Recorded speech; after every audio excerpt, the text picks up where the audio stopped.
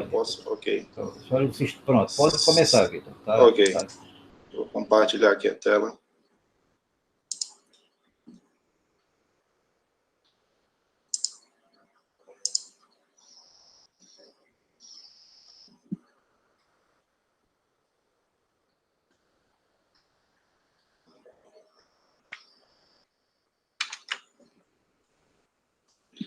Bem, pessoal, boa tarde. Pádua, eu só quero um retorno seu. Você pode dar um retorno? Sim, perfeitamente. Okay? Está tudo sob controle. Estou vendo a tela e o som também. Estou ok. Bem, pessoal, boa tarde. Agradeço as palavras do professor Ferraz, né? Agradeço a coordenação do mestrado pelo convite, né, da palestra. Agradeço a presença da professora Sandra Viana, os demais professores, o professor Fernando Moraes, os estudantes do mestrado. Já vi também aqui alguns estudantes de graduação, né? Então, agradeço a presença de todos.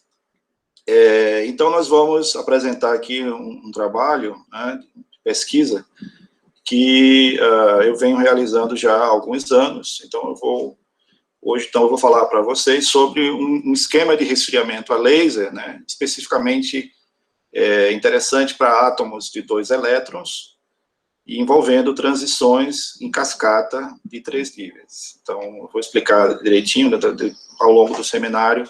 O título vai ficar mais claro, né? A gente vai tentar explicar aí cada parte aí o título, na verdade, um pouco extenso, mas no final a gente vai propor um esquema para resfriar, né, átomos de 2 elétrons com laser, numa transição em sequência, um sistema atômico que tem 3 níveis de energia. Então, esse seria, resumindo, o título do seminário. Bom, nessa palestra, então, nós vamos seguir o seguinte roteiro, né? Apresentaremos inicialmente as motivações, né, o que nos estimulou a trabalhar nesse tema, né, a escolher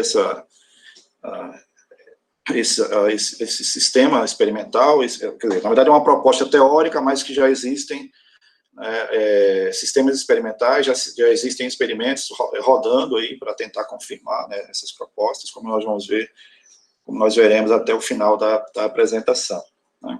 Então, as motivações para estudar esse tema. Depois eu vou apresentar aqui um paralelo, tentar fazer uma correlação entre algumas propriedades dos elementos, dos metais alcalinos, né, e algumas propriedades semelhantes, as semelhanças, né, e as diferenças que existem entre os elementos da coluna 1A, da tabela periódica, os metais alcalinos, e os elementos da coluna 2A, chamados metais alcalinos terrosos. Esses são propriamente os átomos de 2 elétrons, nos quais nós vamos focar os cálculos, né, a proposta teórica que eu vou apresentar nesse trabalho. Não somente os metais alcalinos terrosos, mas, em geral, elementos com 2 elétrons, né, átomos com 2 elétrons, em geral. Então, para entender a proposta que esse trabalho faz, né, de fazer resfriamento por 2 fótons, a gente antes vai entender um pouquinho como ocorre o processo de resfriamento por um fóton. Esse é o processo usual, né, de resfriamento a laser, que já está no mercado aí há décadas, né. Esse tema é um tema bastante, assim, contemporâneo, né, já concedeu o prêmio Nobel para, pelo menos, eu posso contar aqui em torno de 5 a 10 físicos já ganharam um prêmio Nobel, né, nos últimos 20 anos, 30 anos, com temas relacionados a resfriamento de átomos, né, a utilização de átomos frios para fazer uma espectroscopia de maior resolução, para metrologia, né. Então, é um tema bastante contemporâneo da física, que tem dado, né, tem laureado aí os físicos nas últimas décadas com o prêmio máximo, né, da Academia de Física, que são os prêmios Nobel, né. Então, a gente tem aí uma uma quantidade muito grande de físicos ganhando o prêmio Nobel em temas relacionados a esse tema central, né, que é resfriamento, aprisionamento de átomos, pinças óticas e assim por diante. Então, a gente vai fazer um pouco, eu vou explicar inicialmente o cooling de um fóton, depois o cooling de 2 fótons, né? Na sequência, então, eu vou apresentar os resultados e as discussões, e, por final, uma sequência com as conclusões principais desse trabalho. Pádua, você pode abrir seu microfone, Pádua? Oi, não?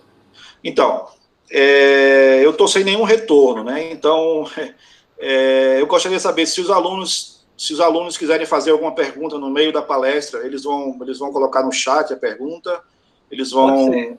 Pode ser. Ou você prefere fazer as perguntas no final? Como é que você que está encaminhando aí?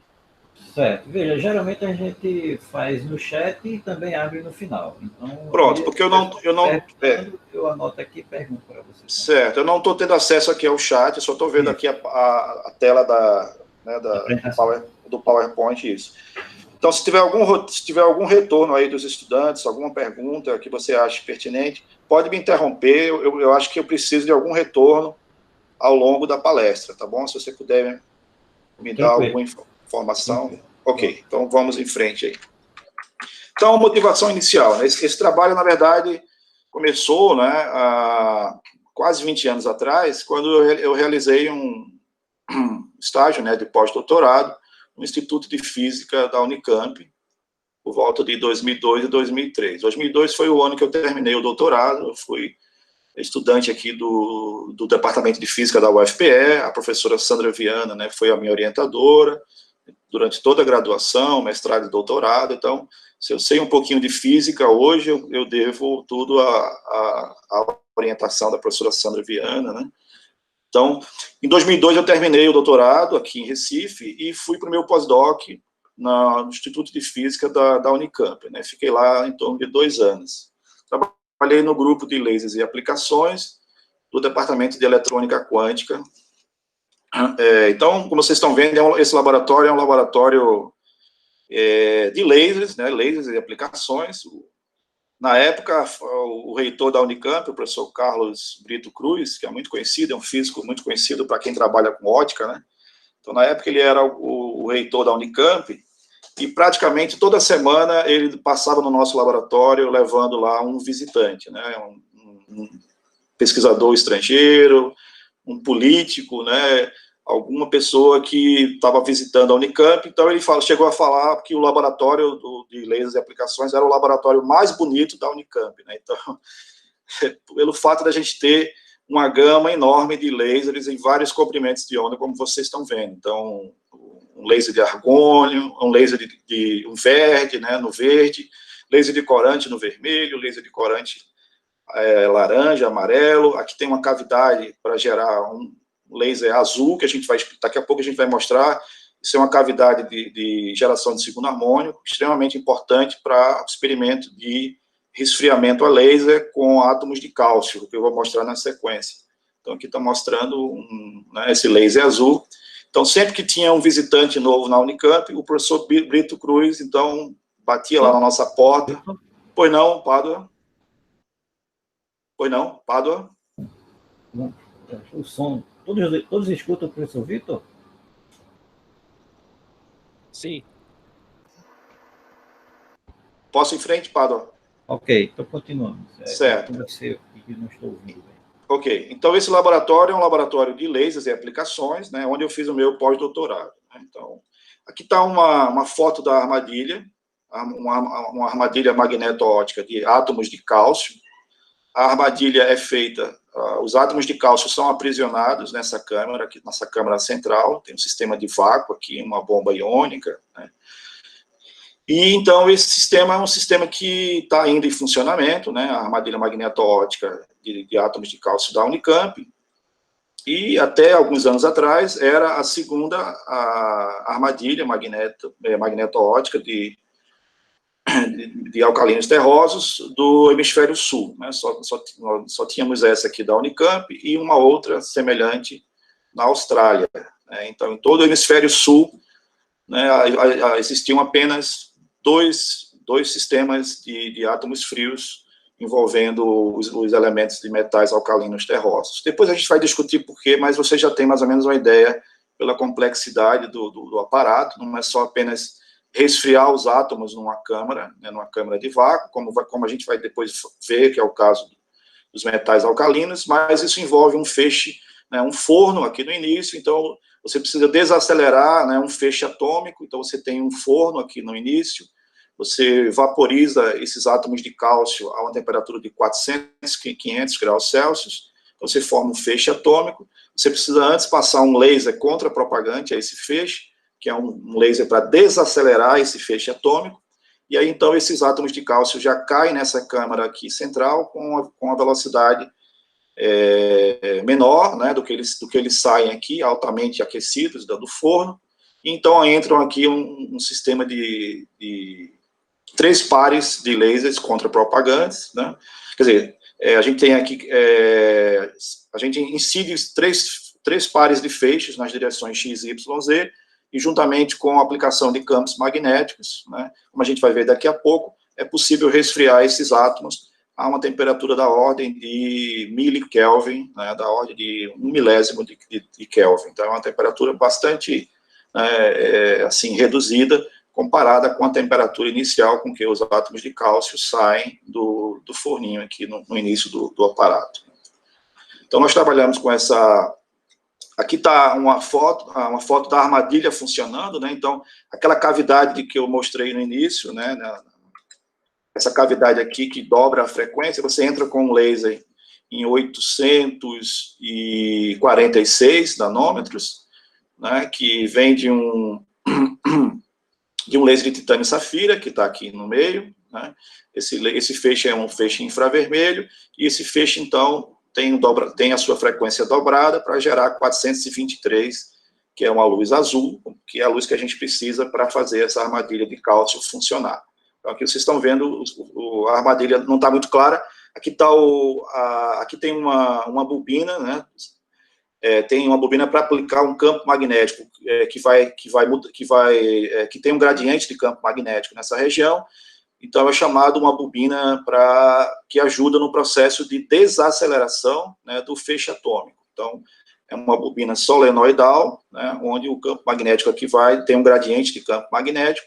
Então, isso juntamente com um feixe contrário, um feixe de laser azul contrário ao feixe atômico, isso produz uma desaceleração inicial naqueles átomos que saem do forno, a uma temperatura altíssima, né, de 400, 500 graus.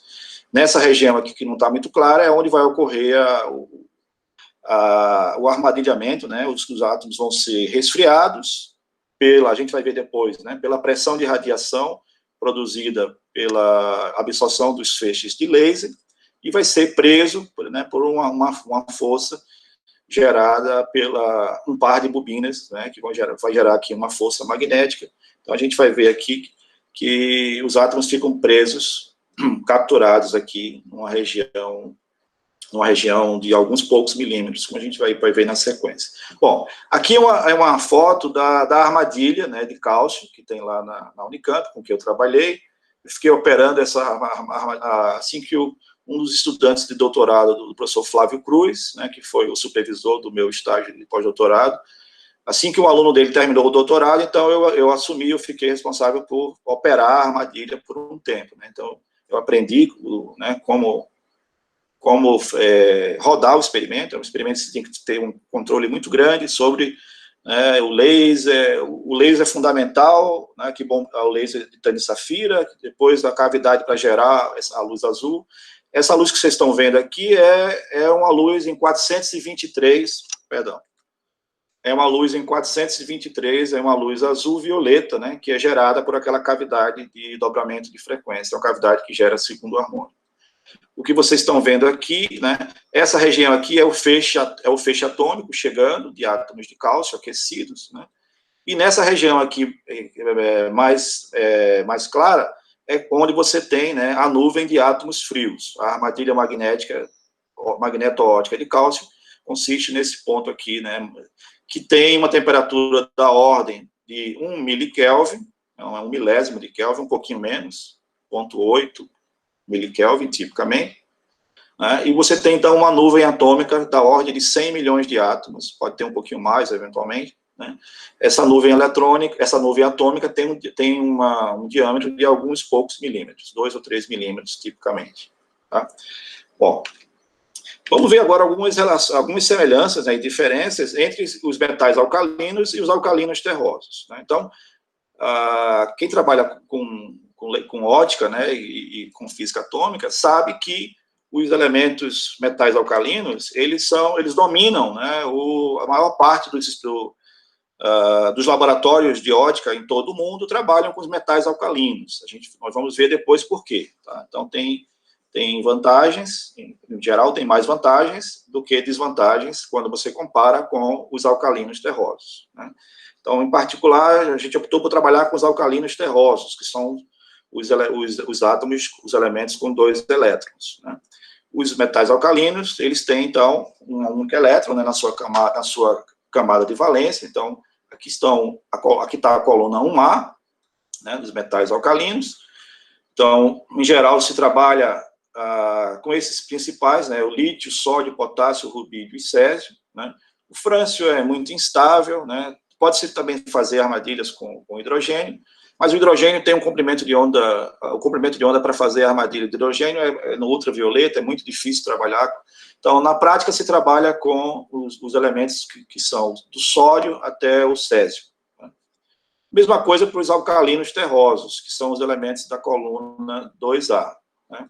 Então, se trabalha com berílio, magnésio, cálcio, estrôncio e bário.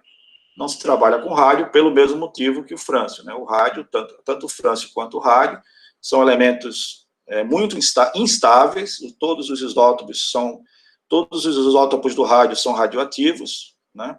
E eles são muito instáveis, né? Difíceis de você trabalhar com eles. Então, na prática, tanto o frâncio quanto o rádio, eles não são muito úteis para aplicações, né? Devido às suas instabilidades, né? E isótopos radioativos e assim por diante. Então, de certa forma, tem uma equivalência aqui, né, entre os metais alcalinos, do lítio ao césio, e os alcalinos terrosos, do berílio ao bário. Né? Então, eles têm propriedades físicas, né, e químicas parecidas até certo ponto, né, mas propriedades ópticas diferentes. Né? Os metais alcalinos têm um único elétron na sua camada de valência, né, que é esse elétron aqui, no caso do lítio é o 2s, no caso do sódio 3s, o potássio 4s, o rubídio, o elétron de valência é o 5s e o césio é o 6s. Então, esse é o elétron ópticamente ativo, né, é o elétron que responde pelas propriedades ópticas desses elementos alcalinos. Já os alcalinos terrosos, eles têm 2 elétrons, né, então a gente pode olhar aqui, né, a configuração eletrônica do berílio, esses 2 elétrons, então, na última camada, eles fecham a camada, então é 2s2 para o berílio, 3s2 para o magnésio, 4s2 para o cálcio, né, 5s2 para o estrôncio e 6s2 para o bário. Né? Então, e aqui está a notação espectroscópica, né? Então, aqui é a configuração do estado fundamental desses elementos. Né? Então, você tem um estado... aqui é o spin, né, do elétron, aqui é o spin do elétron, S,5, aqui o S significa que L é igual a 1, né, então, perdão, no caso aqui você tem, exatamente, então você perceba que a notação espectroscópica do alcalino para o alcalino terroso, ela é diferente, né, então, o estado fundamental dos metais alcalinos é um estado S,5, certo? Então, o L aqui é S, o L é 0, né, para o estado S, tá certo? Então, L é 1 quando é P, tá certo? L é 2 quando é D, tá certo? Então, esse aqui é o estado fundamental dos metais alcalinos. Então, o L é igual a 0, significa um estado S.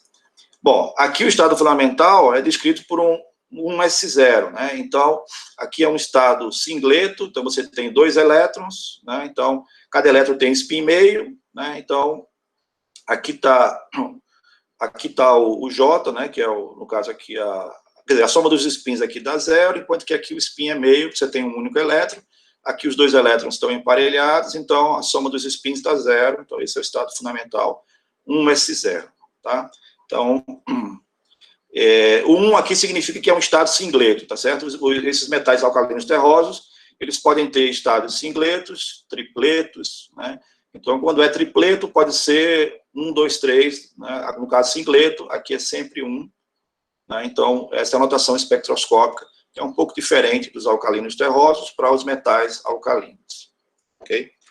Bom, então, quais são os elementos de interesse que nós vamos estudar aqui? Eu vou mostrar rapidamente. Então, são os metais alcalinos terrosos, do berílio ao bário, como eu já comentei, né? E mais alguns outros elementos de 2 elétrons, como o zinco, o cádmio, né? O mercúrio e o itérbio, tá certo? O itérbio é uma terra rara, ele tem uma camada, né, fechada, um caroço, né, uma camada F fechada interna, mas ele tem propriedades muito parecidas, em particular com o cálcio, né? Então, por isso que... E também existem outros, né? Existem outros terras raras que eu poderia também ter estudado, que têm configurações eletrônicas semelhantes aos metais alcalinos terrosos, tá? Então, se vocês olharem aqui, isso aqui são os estados fundamentais, o berílio, o magnésio, o cálcio, estrôncio e bário.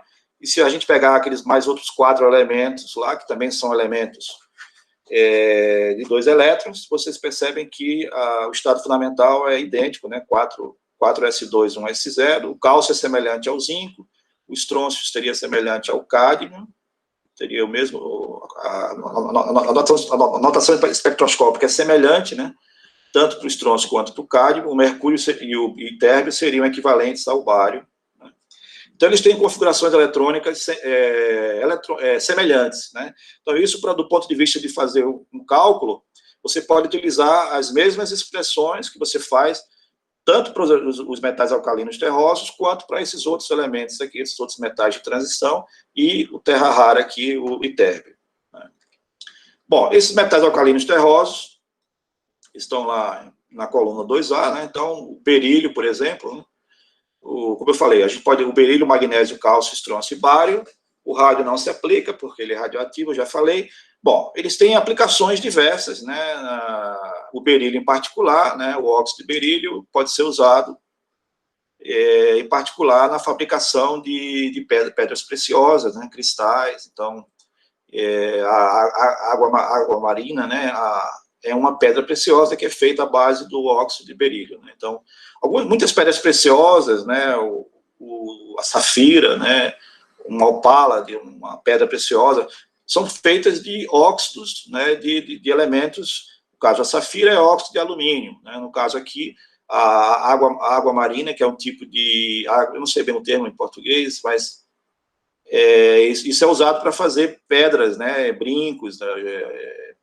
Joias, né? Então isso é feito com uma granada, um bastão aqui de óxido de berílio. O magnésio, então, é um elemento que é muito usado para fazer ligas, por exemplo, né?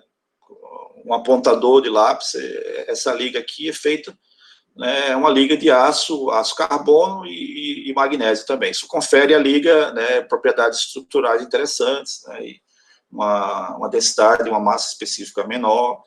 Na década de 80, os carros que tinham rodas de liga leve, as rodas de magnésio, eram, né, muito famosos, né? Então, as aplicações na metalurgia são inúmeras, né? Do magnésio juntamente com outros metais, isso confere propriedades mecânicas e estruturais interessantes para várias aplicações.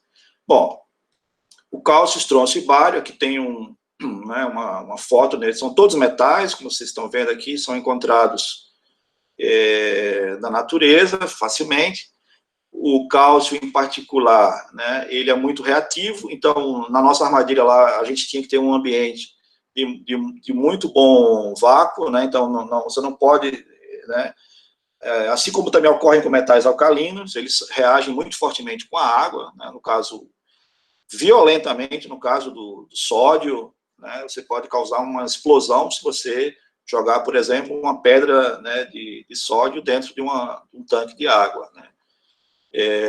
O caso do cálcio é semelhante, né? Então eles reagem bastante, eles são muito eletropositivos, né? Eles perdem facilmente esses 2 elétrons que eles têm na camada externa, assim como os metais alcalinos também. Lá na armadilha da Unicamp, a gente trabalhava com o cálcio, que eu me lembro, era um cálcio assim, mais parecido com o que a gente tem, né? O cálcio está presente, né, no calcário, né, em rochas, tá certo? Nos nossos ossos, né? E ele tem esse do leite, né? Então ele tem esse aspecto branco, né? Ele é quebradiço. Então, lá no forno, lá no forno do mod da Unicamp, nós tínhamos algumas pedrinhas, né, de carbonato de cálcio. Esse material era aquecido por um forno a 400, 500 graus Celsius, isso vaporizava, então você tinha a formação de uma atmosfera ali de cálcio, né? O carbono e o cálcio têm pontos de fusão diferentes, então você vaporizava mais cálcio, e aí então você tinha, né, um feixe praticamente puro, limpo de átomos de cálcio, a partir de uma pedra de carbonato de cálcio, né? Então, bom, os metais alcalinos, né? Então, agora vamos ver, né, algumas características importantes dos metais alcalinos. Em particular, né, no caso, pegando aqui a linha mais intensa de um deles, que é o rubídio, tá certo? Que é um dos isótopos do rubídio, que é o 87. Então, aqui está o estado fundamental, que a gente já viu, 5,2S5, né? E esse é o estado excitado, chamado 5,2P3,6. Essa linha D2 é a linha que tem a maior probabilidade de transição. É uma das linhas mais intensas quando você faz um experimento com rubídio. Tem 2 linhas mais intensas. Essa é a linha D2, que envolve o nível P3,5, e tem a linha D1, que envolve o nível P1,5, né? Esse elemento tem, né, cada nível desse tem, devido ao acoplamento de spin-órbita, você pode, então, aqui está exagerada a escala, mas você vai ter aqui a estrutura hiperfina, né? Então, cada nível desse aqui, na verdade, o nível fundamental é formado por 2 níveis hiperfinos, no caso, para o rubídio 87, né? Para o isótopo 87 do rubídio, e o nível excitado 5P3,5 pode ser separado aqui em 4 subníveis hiperfinos, né? Isso devido ao acoplamento spin-órbita. Eu vou tentar ser um pouco didático, porque eu percebi que tem bastante alunos aí assistindo, então vou tentar explicar um pouquinho em detalhe. Uma diferença que a gente percebe aqui é a estrutura de níveis, né? Enquanto os metais alcalinos têm os seus subníveis hiperfinos, os metais alcalinos terrosos não têm, né? Então, devido né, a propriedade de simetria, né, do acoplamento desses 2 elétrons, então você tem basicamente, né, o que seria o nível a linha mais intensa do cálcio é essa linha que sai do 1S0 para 1P1, né? Como eu falei lá no caso da armadilha da Unicamp, isso é na região do azul, em 423 nanômetros. Então, percebam a diferença. O metal alcalino tem, na verdade, se você olhar em detalhe, esses 2 níveis de energia, na verdade, eles são formados por vários subníveis, né, hiperfinos, então eles têm uma estrutura de níveis bem mais complicada do que, por exemplo, os alcalinos terrosos. Isso já dá uma vantagem para os alcalinos terrosos, né, em termos de simplicidade do sistema. Então, o sistema físico é mais próximo de um sistema fechado, em alguns casos, de um sistema ideal, né? No caso de uma armadilha magnética de metais alcalinos, como a gente vai ver depois, você tem vários problemas, né, de perda de população para alguns, você tem problemas de bombeio óptico, né?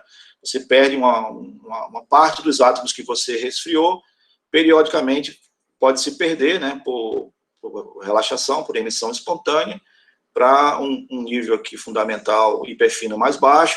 Então, esse átomo, se não for jogado novamente para cima, se não for colocado um laser de rebombeio, então, isso diminui a eficiência, o número de átomos frios que você consegue manter dentro da armadilha. Eu vou explicar isso melhor daqui a pouquinho, certo? Com os alcalinos terrosos, isso não acontece porque eles não têm estrutura hiperfina, tá?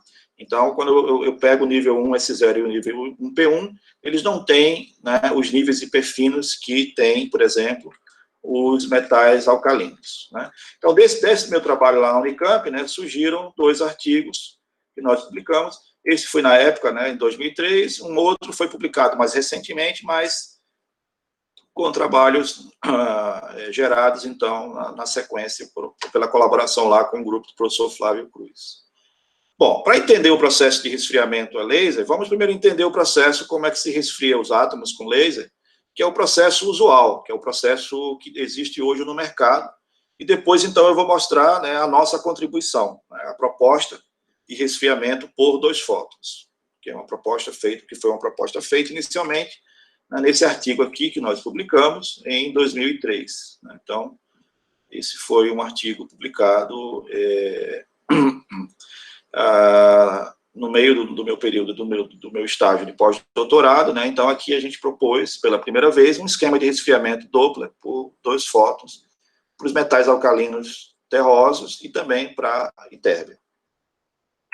Bom, então, essa é uma armadilha chamada de armadilha magneto-ótica, tá? Ela tem esse nome porque ela envolve, né, forças magnéticas e forças óticas, né, que devido à pressão de radiação dos feixes de laser, daí o termo magneto-ótica, né? Então, tem um termo que vai vir, né, um termo que vai ser responsável por resfriar os átomos, um termo de força. F é a força média que os átomos que estão aqui, né, nessa bolinha, nessa esferinha, vão sentir, né? Então, devido a 2 termos principais. Um termo que depende da velocidade do átomo, né, é um chamado uma força viscosa, né? Quanto maior a velocidade do átomo, maior é essa força que se opõe, né, à velocidade, é uma força viscosa, chamado um melaço óptico, devido à absorção dos átomos, né? Os átomos absorvem os feixes de laser, e aí, então, como os lasers transportam não só a energia, mas também momento, né, momento linear, quantidade de movimento, então, é possível exercer uma força, né, viscosa sobre os átomos, quando esses átomos absorvem os feixes de laser. Essa força, então, é um termo viscoso, né, ele é responsável por resfriar os átomos. Mas isso não é suficiente para prender o átomo. Você pode resfriar o átomo, mas alguma instabilidade do sistema pode jogar esse átomo para fora, ele não vai ficar preso lá, então você não tem uma armadilha, usando apenas, né, os feixes de laser, como a gente está vendo aqui, um par de feixes na vertical, seria, digamos, o eixo Z, um par de feixes na horizontal, digamos, no eixo X, e um par de feixes na horizontal, que seria, por exemplo, o eixo Y. Então, você incide esses, né, 3 pares de feixes contra-propagantes, né? Isso, então, introduz um termo de força que depende da velocidade, a gente vai mostrar isso rapidamente daqui a pouquinho, né? Esse termo é responsável por resfriar os átomos. Mas, para ter, então, uma armadilha, né, um trap mesmo, para prender o átomo no centro do aparato, eu preciso de uma força que varie com a distância, como se fosse uma força do tipo Lady Hooke, né, força menos Kz, menos Kx. Né? Então, esse termo de força é um termo que vem da uma força magnética que é criada por esse par de bobinas que você coloca aqui no aparato. Aqui do lado está isso aqui é uma armadilha magneto-ótica de átomos de estrôncio. O estrôncio tem um comprimento de onda muito parecido com o cálcio. Por isso que vocês estão vendo aqui essa luz aqui azul, né? O estrôncio é em 460, o cálcio é em 420 nanômetros. Então, os comprimentos de onda são parecidos, são próximos, de certa forma.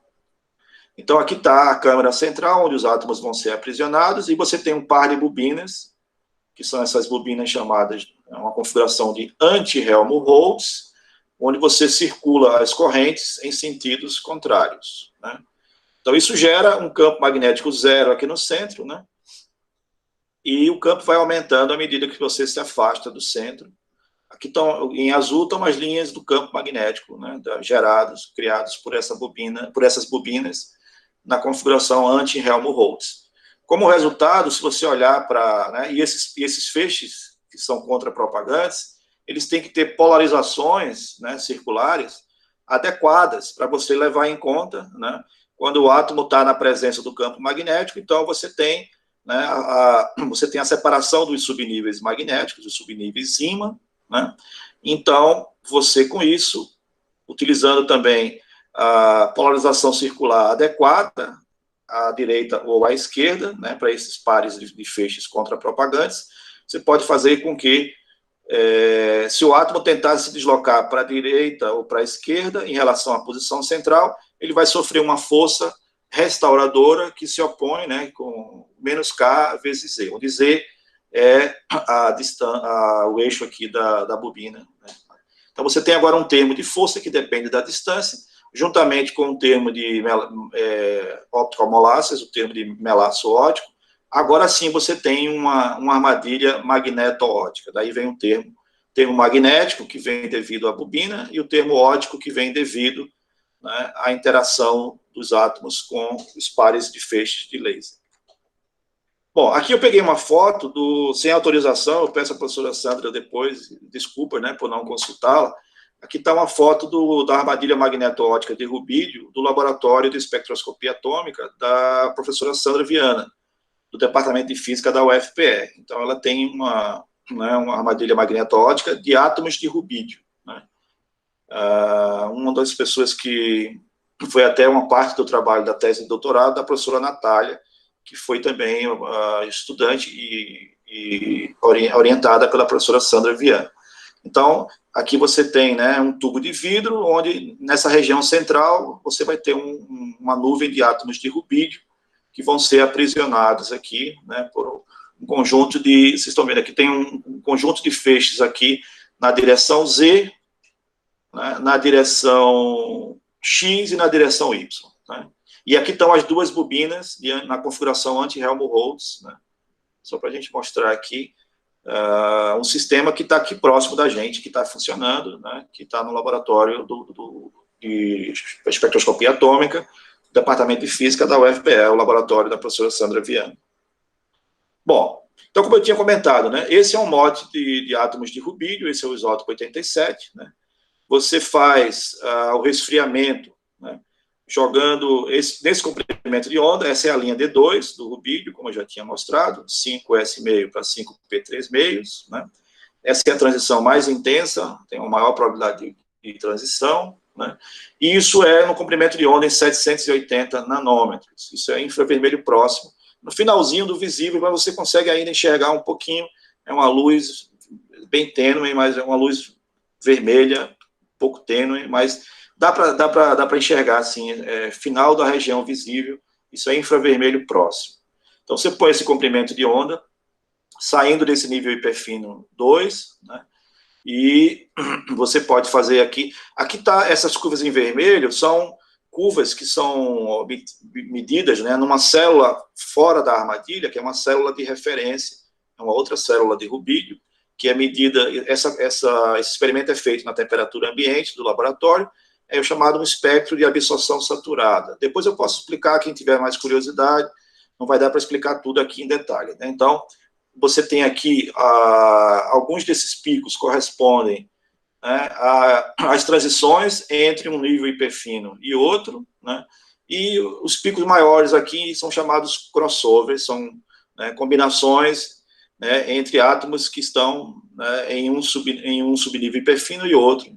Então, você pode fazer a armadilha com esse feixe aqui que está em azul, né? Você pode fazer a armadilha de rubídio, mas por emissão espontânea, uma parte desses átomos podem decair para FG igual a 1, que seria o nível hiperfino fundamental. Né?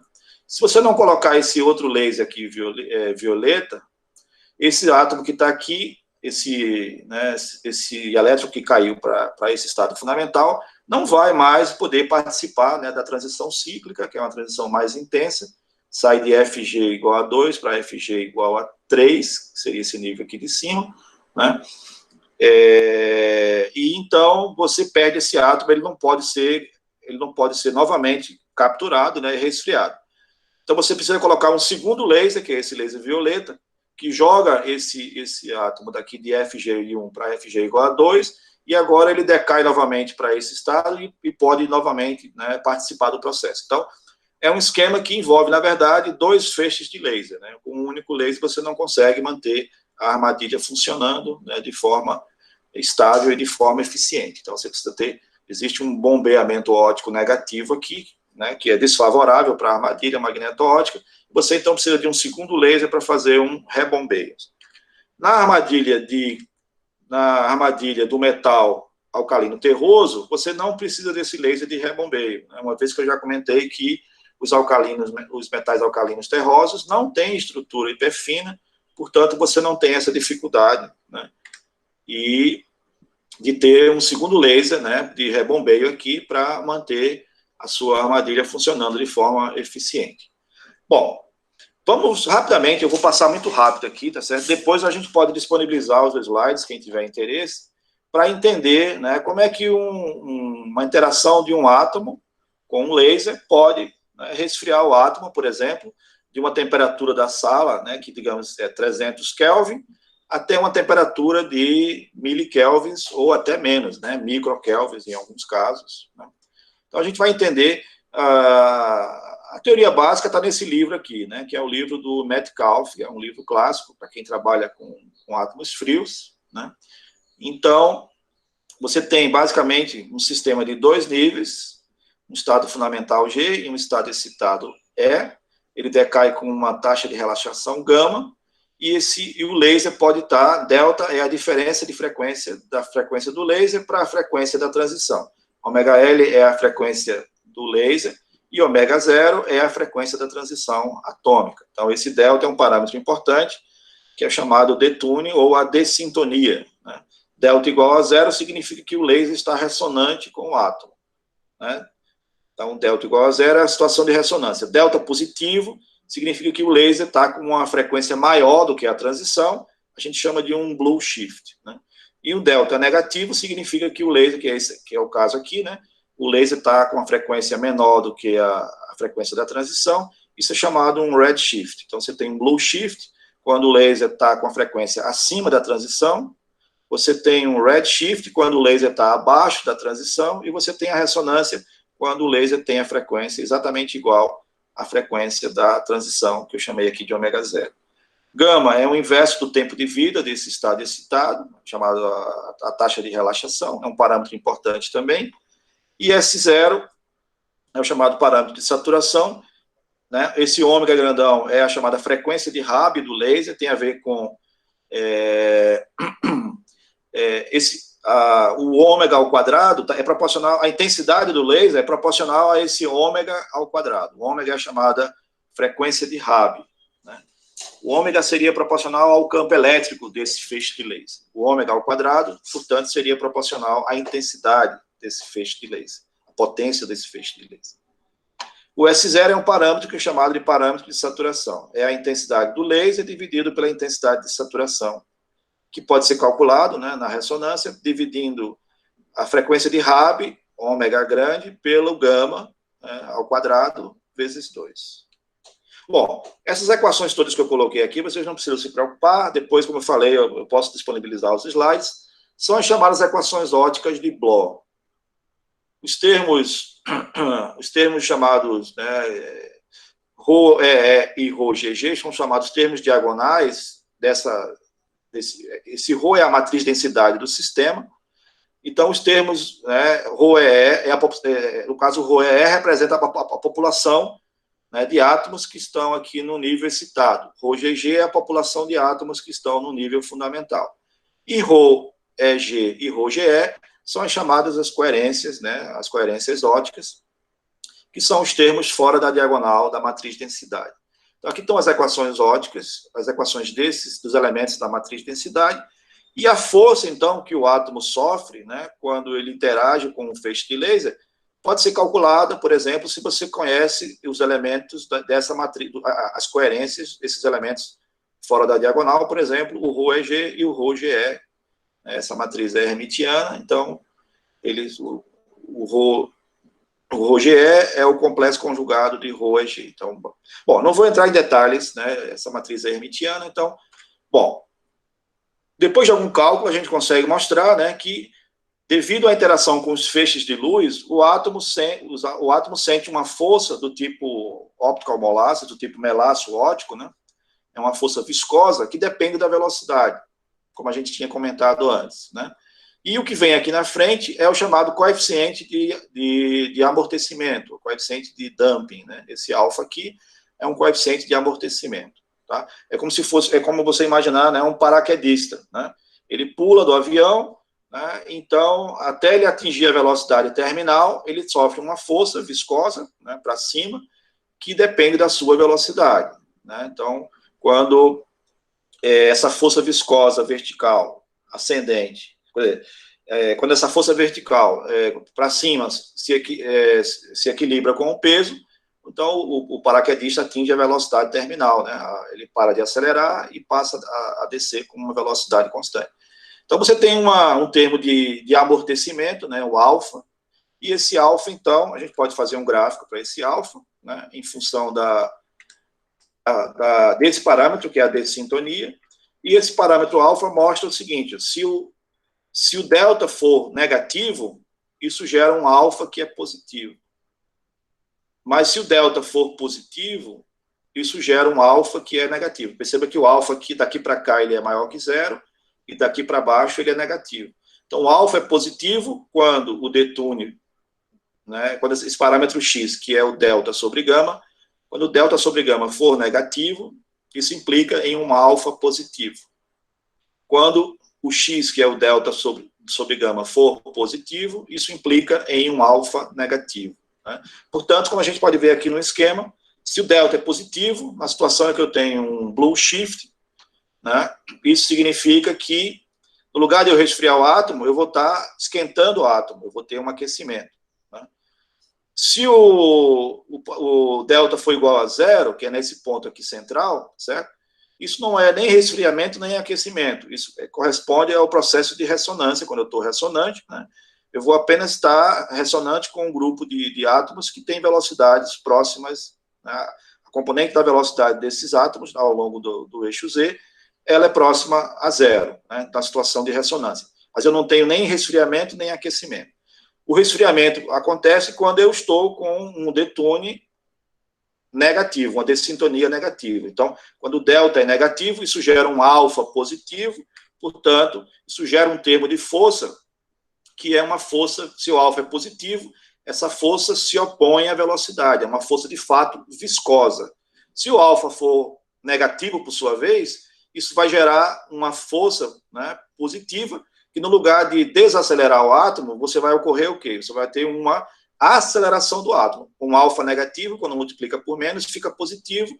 Então, se o alfa for negativo, isso gera uma força, na verdade, que não é uma força viscosa, é uma força que vai acelerar os átomos e jogar eles para fora da armadilha. Então, o alfa não pode ser negativo, não pode ser positivo. O alfa tem que, o alfa não pode ser negativo se a gente quiser que essa força seja uma força viscosa, que se oponha à velocidade, ok? Então, a situação em que os átomos vão ser resfriados pelos lasers só ocorre quando o alfa for positivo. O alfa não pode ser negativo, porque, no caso, o alfa negativo significa aquecimento. Um alfa positivo, por sua vez, significa um resfriamento. Bom, se você calcula, né, o limite Doppler, o limite de temperatura numa armadilha para os alcalinos terrosos, você chega a temperaturas da ordem de milikelvin, tá? Berílio, magnésio, cálcio, estrôncio, bário, né? Por exemplo, eu mostrei aqui, né, uma armadilha de estrôncio, né, e mostrei para vocês uma armadilha de cálcio. Essa aqui é uma armadilha de cálcio, né, que é essa armadilha aqui do início que eu mostrei rapidamente aqui. Essa é uma armadilha de cálcio, né, e mostrei para vocês também a armadilha de estrôncio. Está aqui. Então, essas armadilhas de cálcio e estrôncio, por exemplo, cálcio gera uma temperatura da ordem de 0,8 milikelvin, no caso do estrôncio, 0,77. Né? Para os outros elementos, são temperaturas ainda um pouco maiores, 2,7, né, 2,8. Então, se você faz uma armadilha magneto-ótica para os alcalinos terrosos, eles vão ter temperatura, o limite Doppler, a menor temperatura que você vai conseguir chegar, né, com esses átomos, é da ordem de alguns milikelvins, né, até um pouquinho menos, mas temperaturas, aqui é da ordem de meio milikelvin, mas são temperaturas da ordem de milikelvin. Isso pode parecer muito frio, mas não é, dependendo da aplicação que você vai fazer para esses átomos frios, né? Por exemplo, se você quer fazer uma condensação de Bose-Einstein, que eu vou comentar agora, rapidamente, essa temperatura ainda é muito alta, você precisaria estar né, com temperaturas abaixo de microkelvin, para poder você chegar próximo de um regime de condensação de Bose-Einstein. Também, se você for fazer um relógio atômico, né, com esses elementos, a temperatura ainda é relativamente alta. Você está na escala de milikelvin, que é milésimos, né, do Kelvin, mas ainda é uma temperatura relativamente alta para as aplicações na área de metrologia, né, na área de gases quânticos, né, como no caso da condensação de Bose-Einstein. Então, existem, né, esquemas alternativos para resfriar alcalinos terrosos, né? Então, o esquema que existe mais, mais utilizado hoje é um esquema que envolve um conjunto, né, de vários lasers. Esse sistema é conhecido como um quenching cooling, né? Isso aqui, por exemplo, esse aqui é um artigo que foi feito para cálcio, já é um artigo bastante antigo, de 2001, né? Então, percebam, aqui estão os níveis de energia do átomo de cálcio neutro, né? Então, essa é aquela transição em 423 da armadilha lá, né, lá no violeta que eu mostrei para vocês ainda há pouco, né? Então, isso dá uma temperatura da ordem de 0,83 milikelvin, uma temperatura alta. Mas você pode, então, utilizar outros feixes de laser, né? Você pode, por exemplo, envolver uma transição. Então, você precisa colocar... Primeiro, você faz um pré-resfriamento com essa armadilha magneto-óptica tradicional do cálcio.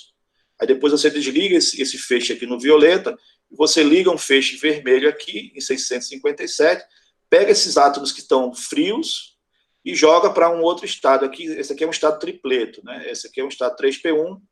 Essa é uma transição chamada uma transição de intercombinação. É uma transição que tem um gama muito pequena, porque ela não é permitida por dipolo, ela é proibida por dipolo, né? Sair de um singleto para um estado tripleto. Ela pode ocorrer, mas com uma probabilidade de transição muito baixa. Então, isso corresponde a um gama muito pequenininho aqui, da ordem de 400 Hz. A taxa de relaxação desse nível 3p1, né, é da ordem de 400 Hz. É muito pequeno, porque envolve uma transição entre um estado singleto e tripleto. Depois você pode botar um outro laser aqui, né, o quench, para pegar esses átomos que estão aqui em cima, jogar para um outro nível e deixar o sistema relaxar. Com isso, vocês têm no experimento, ó, um conjunto de lasers. O laser vermelho, que é esse 657, que está aqui, vocês estão vendo aqui, né, e tem um laser verde, que está aqui para fazer as transições de cima. Vocês estão vendo aqui o laser verde aqui na sala, e um laser azul também, que vocês estão vendo aqui, para fazer a transição fundamental. Esse é o esquema, hoje, que funciona melhor para os alcalinos terrosos, né? Tanto que funciona bem, que já foi possível produzir condensados de Bose-Einstein, né, de cálcio, né, de estrôncio, e térbio, e outros elementos de 2 elétrons, né? Existem vários outros, pelo menos uma dezena de outros elementos, né, com 2 elétrons que já foram feitos condensação de Bose-Einstein, né? Em geral, utilizando esses esquemas alternativos, mas é um esquema bastante complicado, como vocês estão vendo. Além do laser usual da armadilha, em 423, você precisa incidir 3 outros feixes de laser, né? Esses feixes todos precisam incidir no tempo certo, né? Então não você precisa chavear, né, ligar e desligar esses campos numa sequência, tá certo? Numa sucessão, com um controle adequado, utilizando moduladores acústico-ópticos. Então, o experimento em si é muito complicado. Esses lasers precisam estar estabilizados em frequência, travados. Então, o processo de quenching cooling para os metais alcalinos terrosos, ele é um processo já consagrado, né? Os principais laboratórios de metrologia do mundo que trabalham com alcalinos terrosos já dominam essa técnica. Mas, do ponto de vista experimental, ela é muito complicada e muito dispendiosa, porque ela envolve, né, um conjunto grande de lasers. Esses lasers não podem... esses lasers têm que ser estabilizados, tem que ter uma largura de linha bastante fina, né? Em particular, para você poder trabalhar com 400 Hz, né, nessa transição aqui, né, de relógio, você precisa de um laser muito bem estabilizado, né, com uma largura de linha abaixo de megahertz, abaixo de kHz, na verdade, para você poder fazer, né, essa transição de intercombinação. Então, se essa transição se esse estado tem uma largura tem um gama de 400 Hz, o seu laser tem que ter uma largura de linha abaixo disso, para você poder fazer uma espectroscopia e ter uma boa resolução. Então, isso envolve lasers estabilizados, com uma largura de linha muito fina, estabilizadas a uma cavidade de referência. Então, do ponto de vista experimental, né, esse aparato todo é muito dispendioso, né, é muito complexo, porque envolve muitos lasers, né, e toda uma técnica de estabilização de lasers, chaveamento dos lasers, que é muito sofisticado. Isso resulta, né, sem o quenching cooling, você tinha, como a gente viu ali, né, os átomos a uma temperatura da ordem de milikelvin, isso aqui é uma armadilha de cálcio. Quando você faz o quenching cooling, você vê a temperatura cair para 11 microkelvin. Então, os átomos saem de uma velocidade de 70 centímetros por segundo para uma velocidade da ordem de 5 centímetros por segundo. Então, os átomos têm uma significativa redução de velocidade, né? E a temperatura cai também significativamente. Esse é o processo que existe, o melhor processo que existe hoje para resfriar metais alcalinos terrosos, né? Uma desvantagem desse processo, além da dificuldade experimental, é que você tem poucos átomos, você consegue tipicamente de 5.000 a 10.000 átomos, né? Enquanto numa armadilha dessa você pode ter 10 a 8 átomos ou mais, de 100 milhões, né? De 10 a 8 a 10 a 9 átomos, tipicamente 10 a 8, 100 milhões de átomos. O que você consegue, apenas uma fração desses 10 a 8 átomos, você consegue, então, né, bombear para esse processo de quenching aqui, tipicamente da ordem de 5.000 a 10.000 átomos. Então, você sai de um fator de 10 a 8 para um fator de 10 a 3. Então, em geral, o número de átomos que você tem aqui, né, no final, é um número muito baixo, é muito pequeno, então isso pode limitar, né, algumas aplicações. Bom, esse é o trabalho mais recente, né, de 2012, é um grupo lá de Hamburgo, em que ele propõe, né, uma nova rota para chegar a um condensado de Bose-Einstein para átomos de 2 elétrons. Então, veja a dificuldade, né? Ele, então, tem a armadilha principal aqui, 1s01P1, o mod tradicional aqui isso aqui também é em cálcio, né? Mas, então, ele coloca aqui, né, um conjunto de outros lasers, um outro laser no azul, 430, um outro no infravermelho. Então, você precisa ligar e desligar esses feixes, né, numa sequência. Primeiro você liga o modo tradicional, depois desliga ele, aí depois de um tempo liga o seguinte. Então, você precisa chavear esses lasers todos, ou seja, é um processo extremamente complicado, não é trivial, né?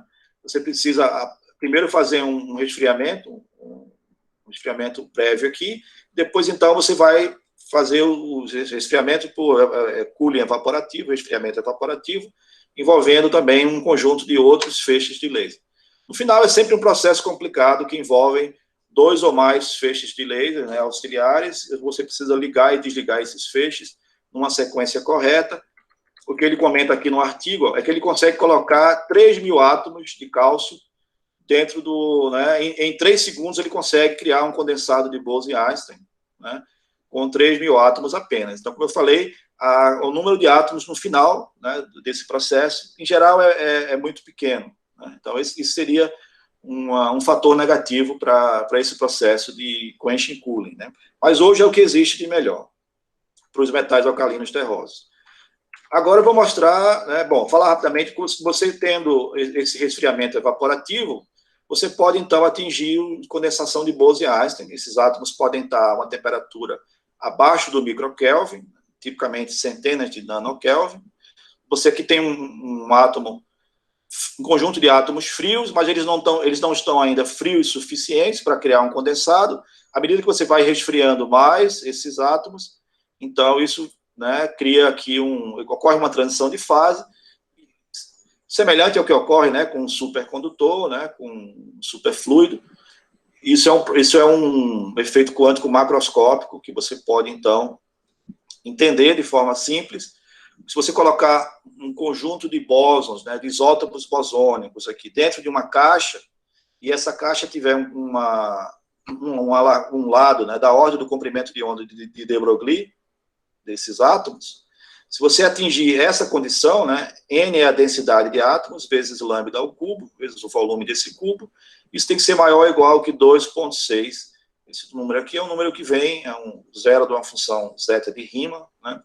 Ou seja, se você conseguir confinar bósons dentro de um cubo, né, cujo lambda é da ordem do comprimento de onda de de Broglie, e a densidade for tal que você satisfaça essa condição, então esses átomos vão ter, né, a função de onda de cada átomo vai se comportar, né, como uma função de onda macroscópica, aí, então vão ter propriedades coletivas interessantes, né? Então esse é um regime de gases quânticos muito interessante aí.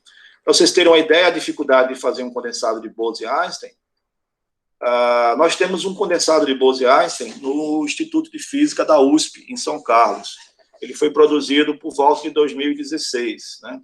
E eu estava lá em São Paulo, no meu pós-doc, por volta lá de 2003, né, 2003, 2004. Naquela época, o professor Vanderlei Banhato, que é quem lidera, né, esse grupo de ótica da USP de São Carlos, já estava tentando produzir o condensado de Bose-Einstein. Então, durou mais do que uma década, né? Então, a gente pode perceber a dificuldade experimental que é fazer, né, um condensado de Bose-Einstein num laboratório de física. Você precisa ter um controle muito grande de vácuo, né, dos lasers. Então, é um aparato muito sofisticado, muito caro, né, uma ciência muito cara, que poucos laboratórios do mundo dominam, né, essa tecnologia. Bom, agora eu vou mostrar o nosso trabalho propriamente dito. O resfriamento por 2 fótons. Então, né, ao invés do tradicional resfriamento envolvendo apenas um par de níveis, o resfriamento usual de um fóton, a gente propõe, então, agora colocar, né, um terceiro nível, daí, então, o título da palestra, né, envolvendo transições em cascata, né, de 3 níveis. Então, eu tenho o nível fundamental de um alcalino terroso, que é um S0, vou trabalhar com um nível intermediário aqui, que é o nível 1P1, e aqui pode ser, e o nível mais excitado pode ser tanto um S0, como também um D2. Nesse trabalho a gente estudou tanto, né, transição para um nível, o nível mais excitado, um S0, como para um D2. São dois casos possíveis, né? Bom, ômega 1 maiúsculo e ômega 2 maiúsculo são as frequências de Rabi do laser 1, que está aqui na transição de baixo, e do laser 2, que está na transição de cima. O laser 2 está aqui em pontilhado, e o laser 1 está a linha sólida. Cada nível tem a sua taxa de relaxação. Gama 1 é a relaxação do nível 1P1, e gama 2 é a relaxação do nível 1S0 excitado. Essa é uma transição com ΔJ igual a 0. Eu saio de 1S0, então o J sai de 0 para 1, depois volta para 0. Então, ΔJ 0, as regras de seleção por transição de 2 fótons. Né? O laser 1 precisa estar circularmente polarizado à direita, o laser 2 precisa estar circularmente polarizado à esquerda, né? E vice-versa, né? Então, eu preciso incidir os lasers com as polarizações corretas, não somente com a frequência e a intensidade certa, mas também com a polarização correta. Aqui está uma imagem, né, pictórica aqui, típica, né? Aqui tem um átomo, digamos, um átomo de cálcio, né, com uma certa velocidade V, e aqui estão os feixes contrapropagantes, né? Eles vão incidir um de cada lado. Isso vai gerar, né, uma força do tipo melaço óptico, como a gente já viu, né? Bom, se a transição for de um S0 para um D2, eu tenho um ΔJ2. Eu saio de 0, J0 para J1 para J2. Então, eu tenho um ΔJ2. Com isso, os lasers incidentes precisam ter polarizações agora, sigma mais, sigma mais. Se eles incidirem da esquerda para a direita, ou sigma menos, se eles incidem da direita para a esquerda. Bom, essas são as equações óticas de Bloch, né, para um sistema de 3 níveis, onde 1 é o estado fundamental, 2 é o primeiro estado excitado, 3 é o segundo estado excitado. ΔI e ΔII são as dessintonias dos 2 lasers, ômega 1 e ômega 2 maiúsculos são as frequências de Rabi. Então, a gente coloca aqui o conjunto de equações, né, das equações óticas de Bloch, e calcula a força média que o átomo sente quando ele interage com esses feixes todos de laser que a gente está colocando aqui. Então, esse ρ aqui, como eu já comentei, é o elemento da matriz de densidade, é a coerência ótica que é criada entre o nível 1 e o nível 2, é o elemento fora da diagonal da matriz de densidade. Eu preciso calcular tanto o elemento ρ12 da matriz de densidade, quanto o elemento ρ23, que é a coerência, né, ótica que se cria entre o nível atômico 2 e o nível atômico 3. Então, são os elementos não diagonais da matriz de densidade. Se eu conhecer esses elementos ρ12 e ρ23 da matriz de densidade, eu posso calcular, né, a força média que vai atuar no átomo. Com essa força, eu posso obter, por exemplo, o coeficiente de amortecimento, né? A gente mostra que essa força, ela vai ter o termo dos feixes que vêm pela direita, que vêm pela esquerda, e dos feixes que vêm pela direita, né? Isso vai dar origem a um termo que depende da velocidade do átomo, e o alfa é o coeficiente de amortecimento, né? Para estimar, eu não comentei, mas para estimar a temperatura Doppler, né, o limite Doppler final desse processo de 2 fótons, eu posso utilizar essa expressão, KB é a constante de Boltzmann, vezes a temperatura Doppler efetiva do processo de 2 fótons. Isso é o coeficiente que eu vou explicar, que é o coeficiente de difusão dividido pelo alfa. Alfa, a gente já sabe, é o coeficiente de amortecimento. O D é o chamado coeficiente de difusão. Ele está relacionado, né, com a derivada do segundo momento aqui, né, do P. E, basicamente, esse coeficiente de difusão depende das populações atômicas dos níveis excitados, ρ22 e ρ33. Então, se eu conheço a população do nível excitado ρ22 e conheço a população do nível excitado ρ33, eu posso calcular difusão, que é esse D grandão aqui. E o coeficiente alfa eu também posso calcular, né, como a gente viu, calculando a força, eu posso obter a partir da expressão.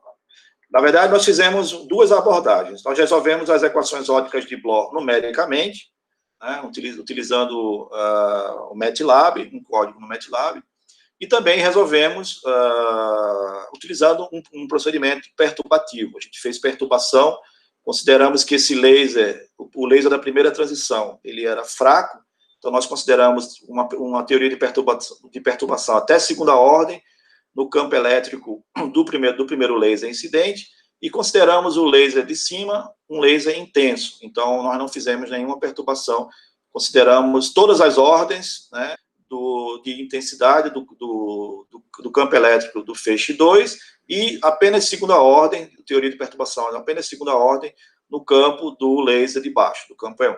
Então, os resultados deram idênticos, tanto o resultado numérico, né, sem nenhuma aproximação, quanto o resultado analítico, o resultado perturbativo, utilizando os mesmos parâmetros, né, deram os mesmos resultados como era esperado.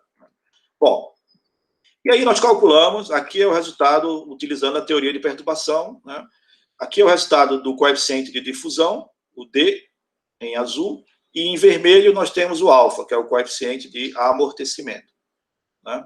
Vocês lembram lá que para o processo de resfriamento de um fóton, a gente tinha essa curva aqui tipicamente, né? Quando o delta era negativo, o delta é a dessintonia do laser, o delta 1 é a dessintonia do primeiro laser, do laser de baixo. O delta 2 é a dessintonia do laser de cima, do segundo laser.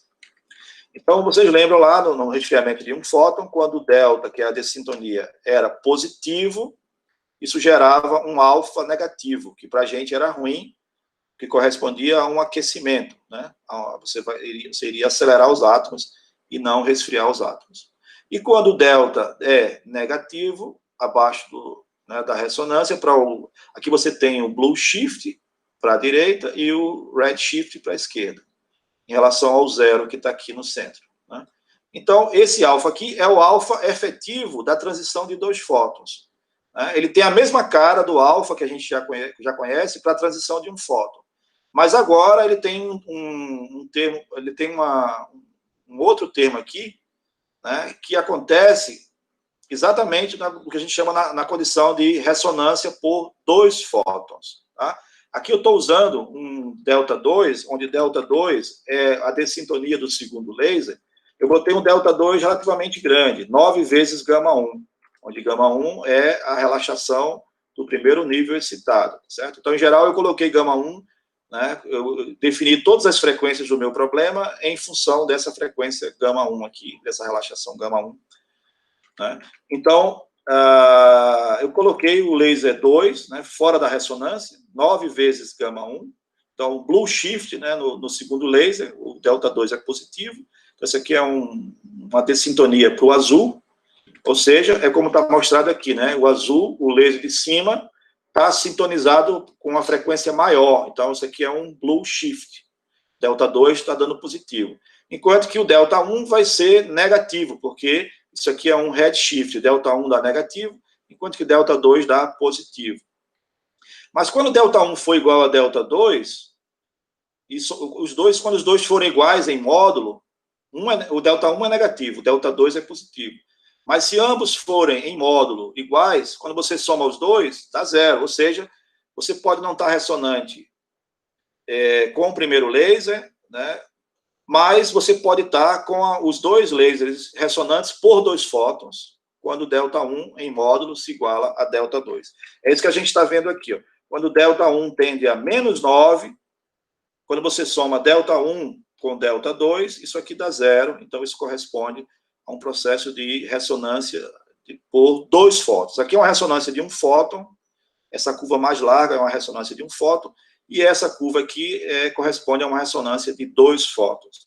Aqui está o parâmetro de saturação do laser 1, a gente pôs o laser 1 bem fraquinho, e aqui está o parâmetro de saturação do laser 2, a gente pôs o laser 2 bem forte.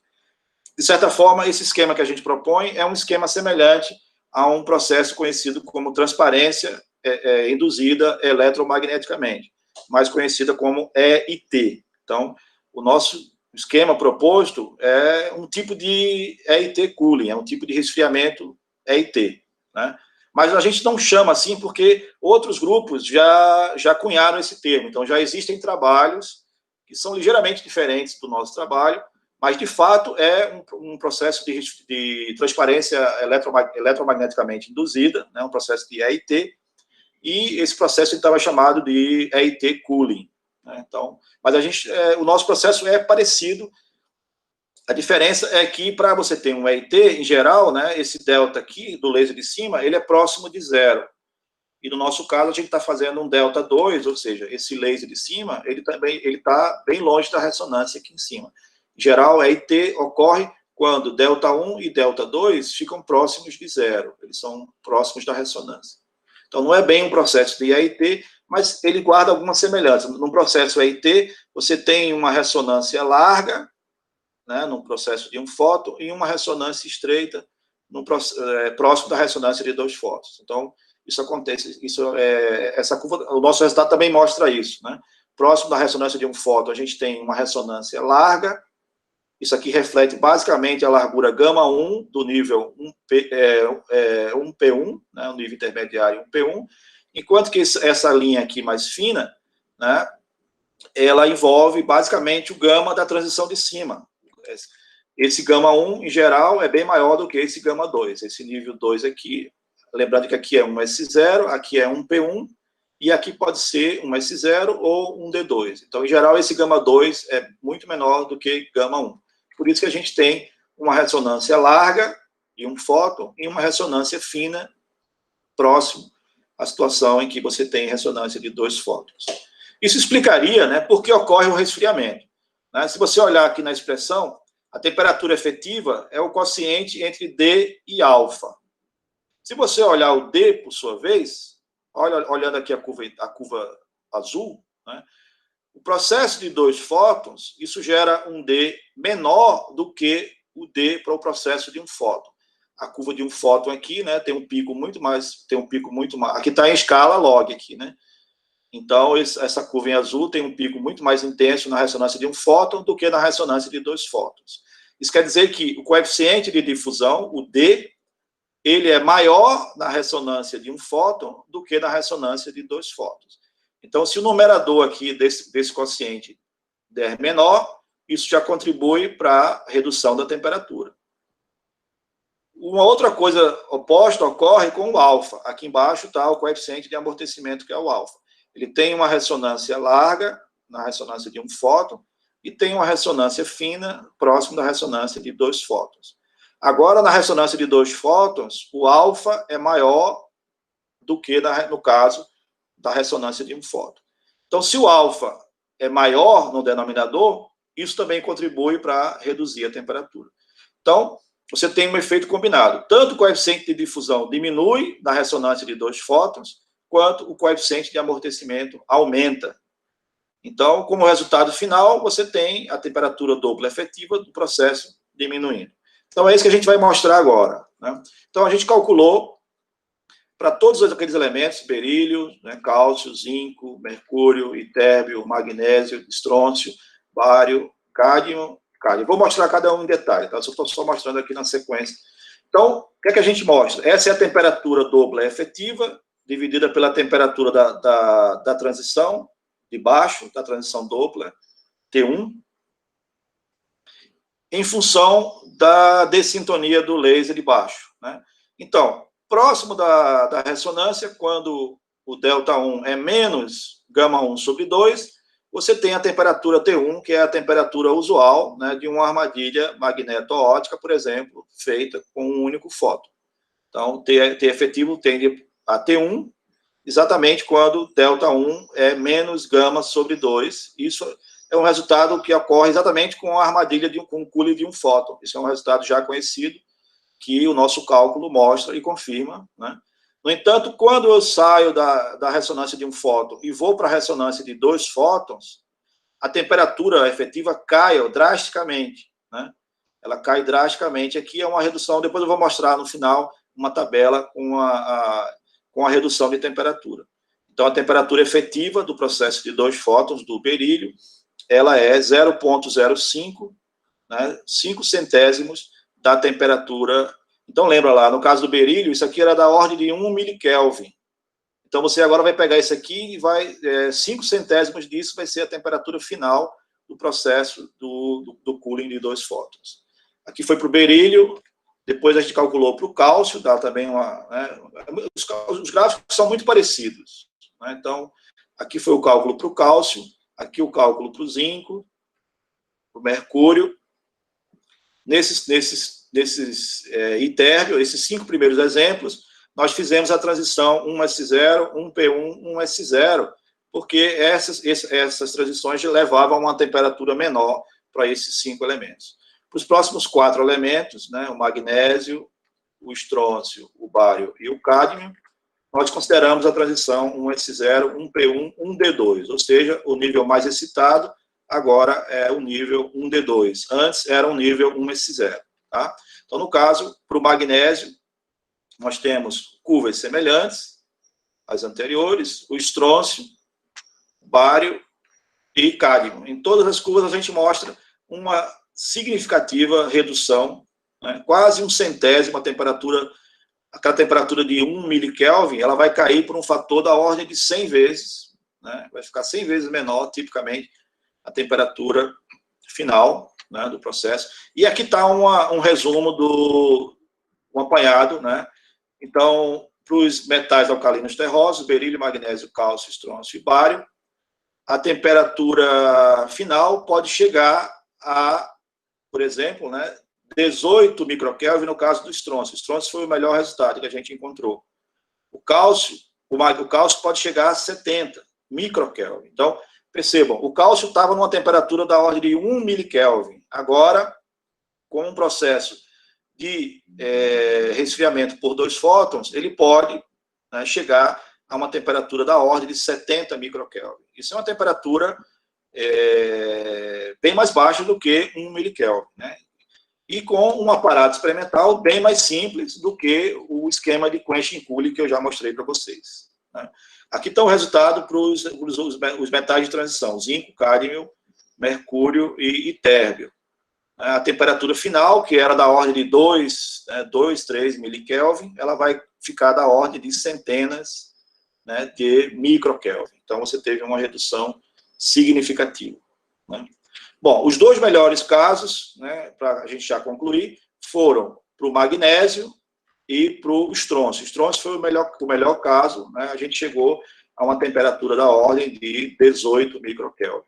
Isso é uma temperatura próxima do chamado limite de recuo, né, que é o limite de temperatura, é uma temperatura que você pode, não apenas, né, utilizando armadilhas, né, magneto-óticas, mas você teria que utilizar esquemas alternativos de resfriamento para cooling evaporativo, né, para cair, para ficar abaixo do limite de recuo. Né. No caso do estrôncio, o limite de recuo é da ordem de 1 microkelvin.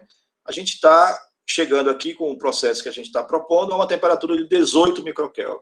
Então, está acima do recuo, tá, mas não está tão longe, né? Então, e com um ganho experimental muito grande, né? Com uma simplicidade muito maior do aparato experimental envolvido. Né? Bom, aqui está o resultado do D, que é a curva em azul, e do alfa, próximo da ressonância de 2 fótons. Né? Como a gente comentou,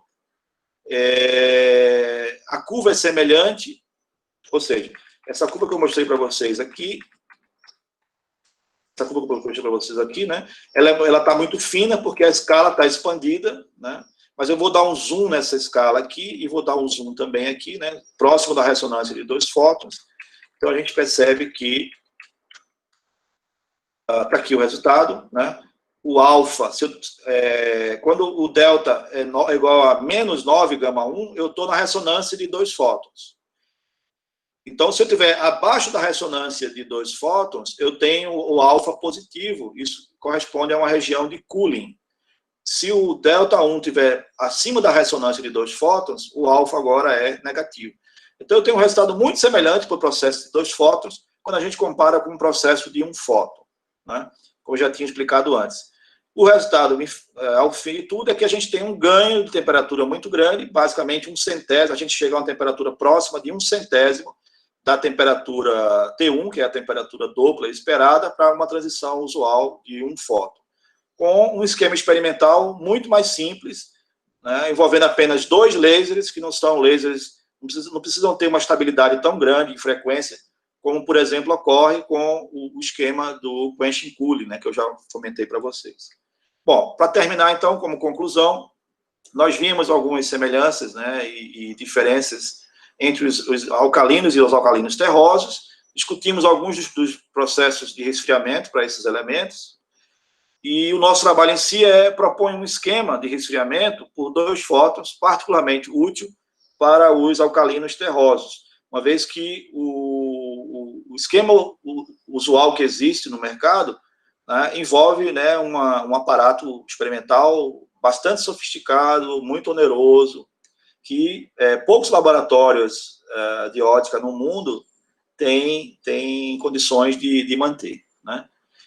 Da nossa proposta do resfriamento por 2 fótons, nós fizemos cálculos envolvendo condições experimentais reais. Né? Então, considerando as intensidades reais, né, de um possível experimento, levando em conta as polarizações de cada feixe. Né? Então, não é apenas uma proposta teórica, mas é uma proposta teórica que já está sendo testada. Então, já existem pelo menos 2 trabalhos experimentais em andamento que já confirmam parcialmente, né, os resultados do nosso esquema proposto. Né? Mas ainda faltam, então, nós submetemos recentemente um artigo, né, e esse artigo, uma vez, se ele for aceito, ele traz uma proposta de melhoria, né, dos experimentos. Então, um experimento foi feito há alguns anos atrás na Universidade de Copenhague, né, na Dinamarca, com uma armadilha de estrôncio. Então, o professor Flávio Cruz, que foi o meu supervisor lá da Unicamp, ele tem colaboração com o Instituto Niels Bohr, de Copenhague, e eles, então, viram, num experimento que foi feito com base nos nossos artigos anteriores, eles viram uma redução de temperatura da amostra de estrôncio, né? Mas não chegaram na temperatura limite que a gente propôs. Então, nesse artigo mais recente, a gente está, né, propondo melhorias para que outros grupos experimentais possam confirmar, né, comprovar as previsões teóricas que constam nos nossos trabalhos. Obrigado pela atenção e agora eu acho que são as perguntas, né, Padre? Isso, Vitor, muito obrigado pela apresentação, tema realmente muito interessante. Eu agora vou abrir aqui, quem quiser fazer perguntas, está disponível, né? Abre o microfone e podem fazer as perguntas, questionamento, curiosidades. Eu mesmo tenho algumas curiosidades, Vitor. Pode, se você quiser começar, fica à vontade. Pronto. Então, Você que... eu gostaria de tirar uma dúvida, uma curiosidade que eu fiquei. Veja, você mostrou naquela parte da equação de bloco que Certo.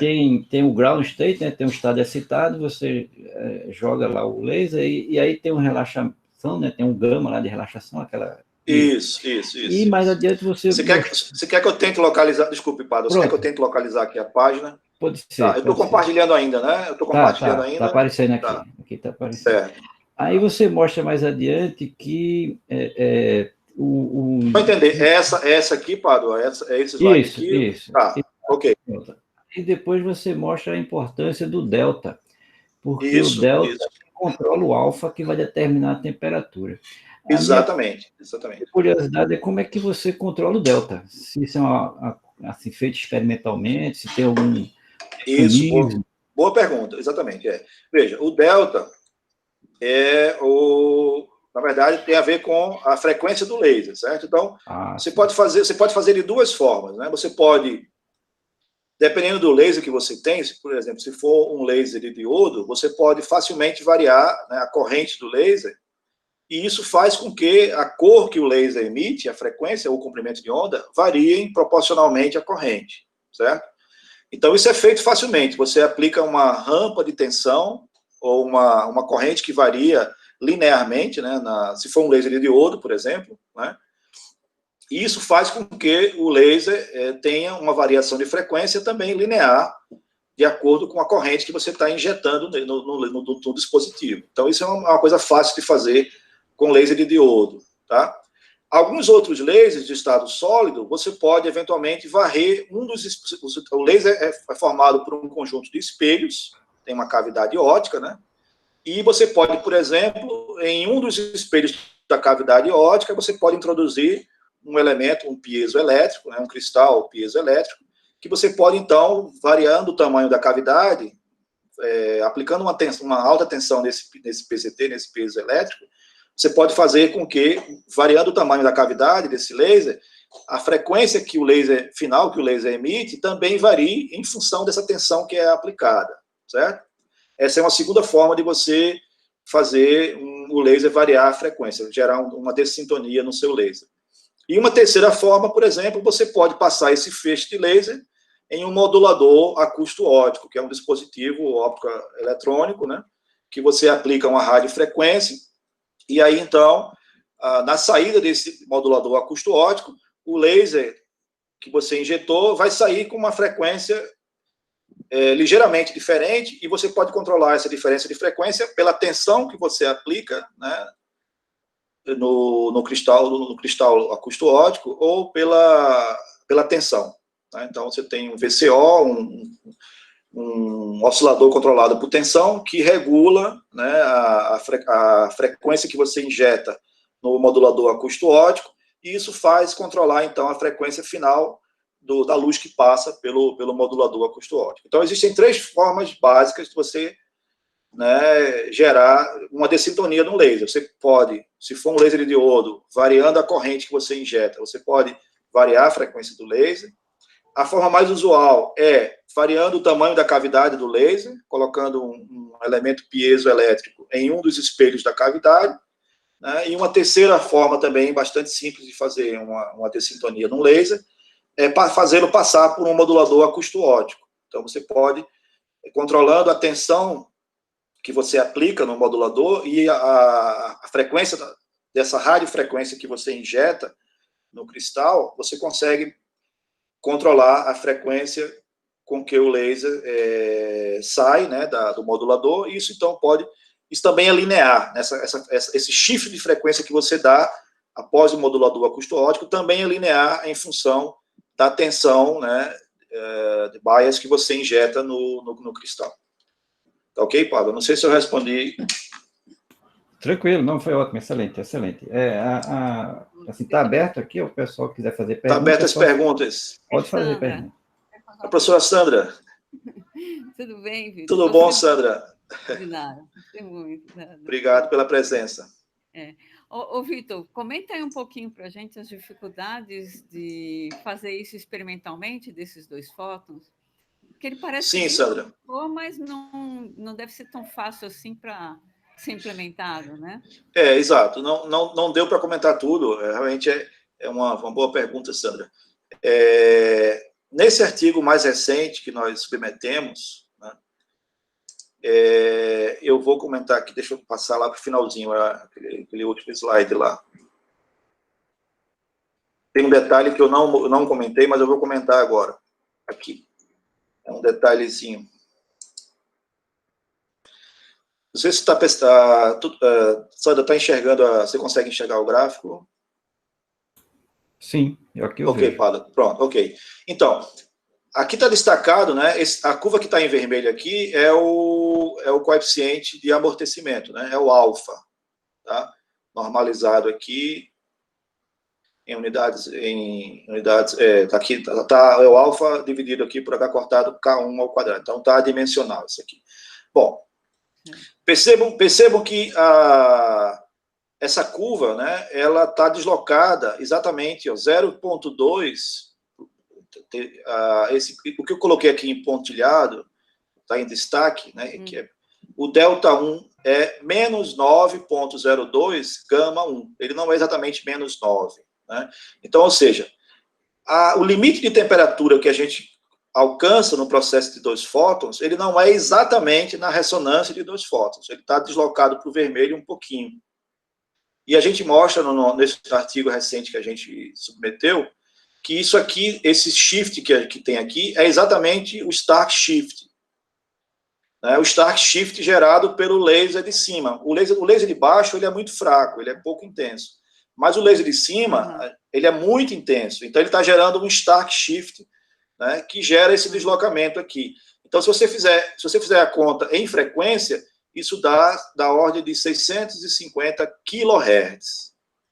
Isso significa que o meu laser da transição de baixo, né, tem que ter uma precisão abaixo de megahertz, né?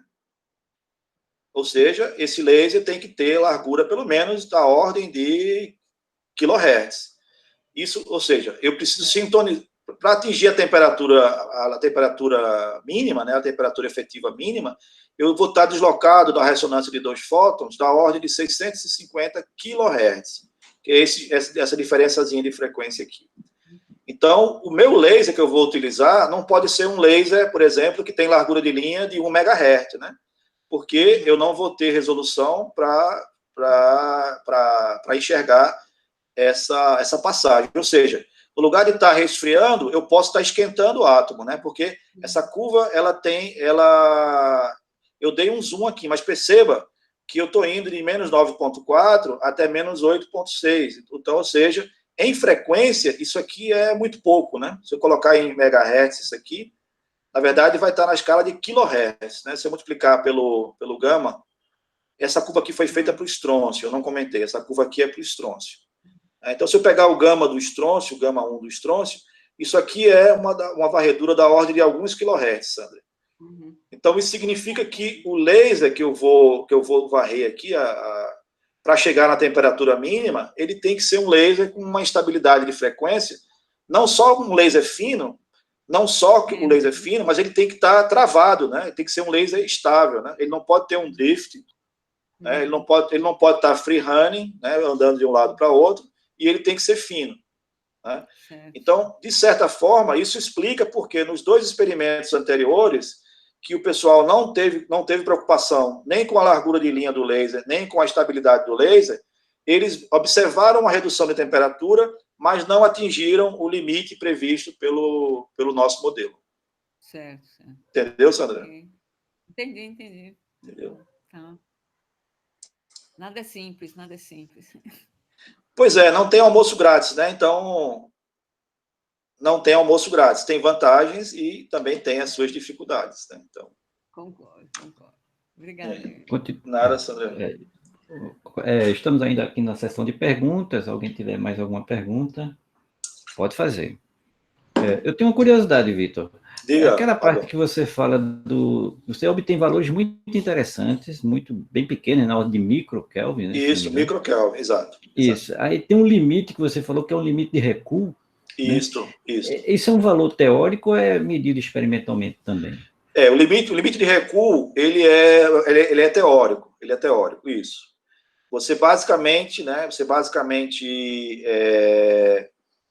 pega a energia cinética, né, do átomo, né, tem a massa atômica, pela temperatura você tem a velocidade, uma estimativa da velocidade RMS dele, e aí essa energia cinética você iguala a KBT, né, a um meio de KBT, certo? Se for apenas um par de feixes, né, unidimensional, isso é um meio de KBT, né?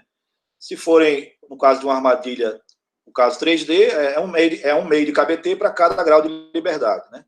Então, você teria, para os 3 pares de feixes, você teria 3 meios de KBT. Então, você iguala a energia cinética com um meio de KBT e então, daí você estima, teoricamente, o limite de recuo, certo? Essa seria a temperatura mais baixa que você conseguiria atingir utilizando esses cálculos que eu não comentei, mas que são cálculos semiclássicos, né? Para você passar de temperaturas abaixo do limite de recuo, você precisa fazer uma abordagem quanto-mecânica. Então, embora eu utilizei matriz de densidade, né, eu utilizei o átomo eu tratei quanticamente, mas o laser eu tratei classicamente. Daí, então, esse modelo é um modelo semiclássico, tá ok?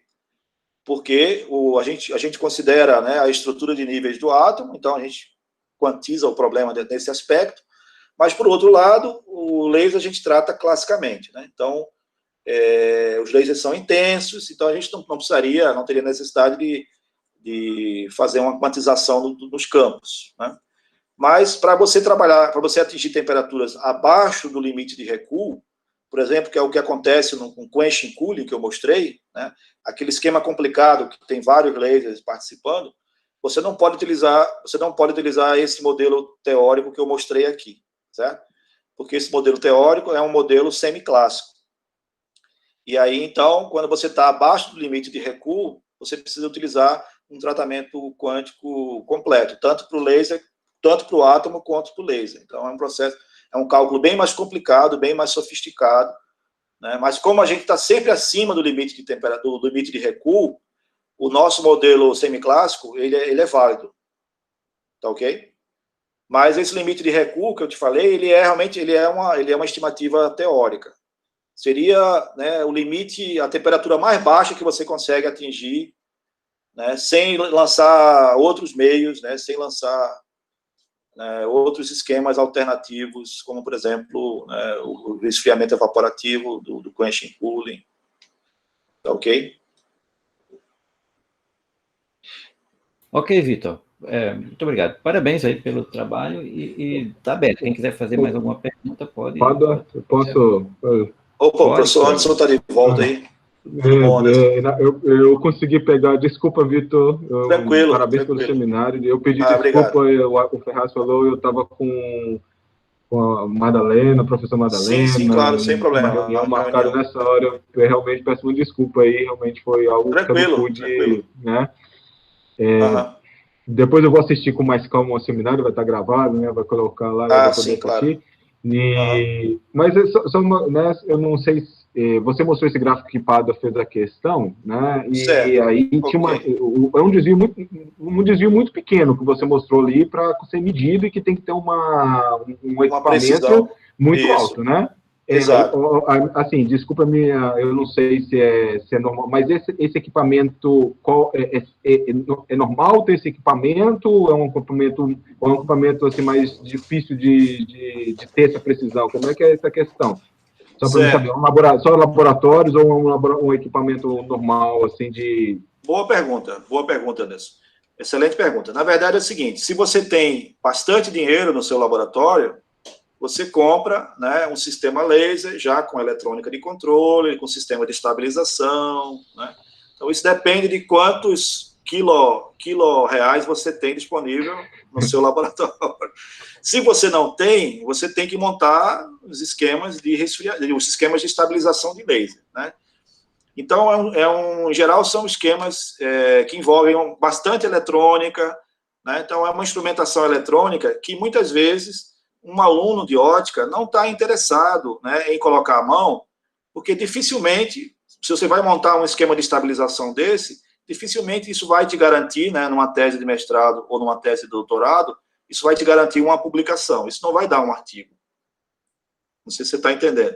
Então, a dificuldade existe, né, você precisa estabilizar o laser, né? Então, se você não tem dinheiro no seu laboratório, você precisa montar o estabilizador, montar o sistema de estabilização, né? Em geral é um sistema de eletrônica, que você vai ter que comparar a frequência do laser com alguma outra frequência de referência, e a dificuldade maior, muitas vezes, é ter disponível lá no seu staff, né, no seu laboratório, estudantes que queiram pôr a mão, né, naquilo. Em geral, o aluno quer fazer mais a parte interessante, né, que é a parte de ótica, que é o experimento, né, que é a física interessante do problema, né. Então, às vezes, é difícil você convencer um aluno de mestrado a fazer um trabalho de instrumentação eletrônica que, no final, dificilmente vai virar um artigo, né.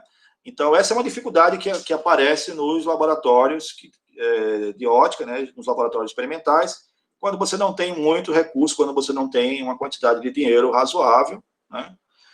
Então, mas para os laboratórios de metrologia ao redor do mundo, os grandes laboratórios de metrologia, isso não é nenhum problema, eles têm bastante dinheiro, eles podem comprar, né, os sistemas de laser já com estabilização ativa, né, com uma cavidade de referência, né, isso não é nenhum problema para o primeiro mundo, né? Eu diria que para a gente aqui no Brasil, de fato, é um problema, né, porque você tem, muitas vezes, dificuldade em motivar, né, manter um estudante de iniciação, né, manter um aluno de mestrado interessado em fazer, muitas vezes, um trabalho que, às vezes, não tem física ali, né, é mais um trabalho de eletrônica, né, é mais um trabalho que envolve instrumentação eletrônica do que ótica propriamente dito, né. Então, muitas vezes, falta o capital humano, às vezes falta o estudante, né. Então, na época que eu estava na Unicamp, né, então eu trabalhei próximo de um aluno de iniciação, né, o Davi Figueira, e assim, eu tive muita dificuldade para convencer que aquilo ali era importante, né, porque ele queria fazer a ótica, ele queria fazer o experimento, ele queria, né, botar o laser dentro da armadilha, ver o sinal, mas antes de fazer isso, eu precisava estabilizar o laser, precisava construir o circuito eletrônico, o detector rápido, né, para fazer uma técnica de estabilização boundary overhaul, que foi feita lá nos Estados Unidos, no NIST.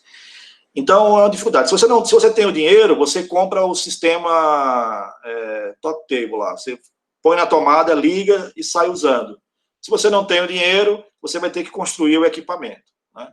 Então, isso passa pela dificuldade de ter alunos motivados, alunos que queiram também fazer o trabalho sujo, né, que é construir uma fonte, construir um equipamento eletrônico, né?